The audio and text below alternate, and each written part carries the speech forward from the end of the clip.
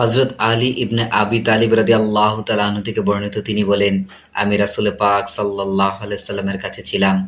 এমত অবস্থায় আবু বকর ও উমর সেখানে এলেন। রাসূল সাল্লাল্লাহু আলাইহি সাল্লাম বললেন, এরা দুজন নবী ও রাসূল ছাড়া পূর্ববর্তী সকল যুগের প্রৌঢ় অর্থাৎ বয়স্ক জান্নাতীদের সর্দার। হে আলী, বিষয়টি এদের অবহিত করো না। তিরমিজি, হাদিস নাম্বার 3665। হযরত আনাস রাদিয়াল্লাহু তাআলা আনহু থেকে বর্ণিত, আনসার ও মুজাহির সাহাবীরা যখন বসে থাকতেন তখন রাসূল পাক সাল্লাল্লাহু আলাইহি সাল্লাম তাদের মাঝে আসতেন। আবু বকর ও উমর ছাড়া কেউই তার দিকে চোখ তুলে তাকাতে পারত না। এরা দুজনে রাসূল পাক সাল্লাল্লাহু আলাইহি সাল্লামের দিকে তাকাতেন। নবী সাল্লাল্লাহু আলাইহি সাল্লামও তাদের দুজনের দিকে তাকাতেন। তারা দুজনেই তার দিকে চেয়ে স্মিতে হাসতেন, তিনিও তাদের দিকে চেয়ে স্মিতে হাসতেন।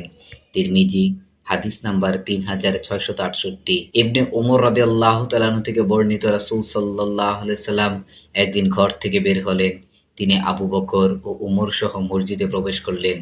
তাদের একজন ছিলেন তাঁর ডান দিকে, আরেকজন ছিলেন বাম দিকে। তিনি তাদের হাত ধরেছিলেন। তিনি তখন বললেন, আমরা এভাবেই কিয়ামতের দিন উত্থিত হব। তিরমিজি, হাদিস নাম্বার 69।